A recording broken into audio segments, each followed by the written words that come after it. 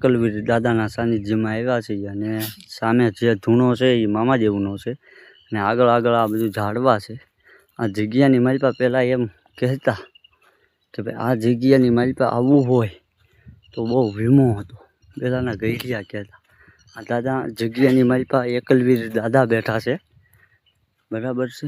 અને અહીંયા જે છે ભગત એનું નામ મુનાફ બાપુ છે, બરાબર. અને આખો વગડો છે, જોવો તમે. એકલવીર દાદાની જગ્યા છે સિહોર પાસે ટાણા વાવડી, વડ ટાણા આ વાવડી છે.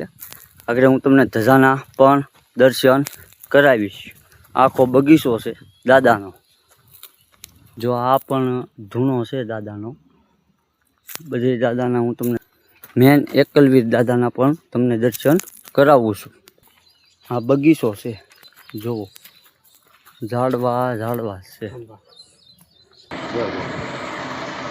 મેન સ્થાનક છે, આ ધૂણો છે દાદાનો. અને આ મેન સ્થાનક એકલવીર દાદાનું છે. કરી લેજો દર્શન.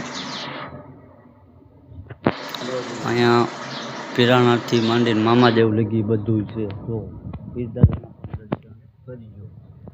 જય એકલવીર દાદા મેરડી માં ની જય.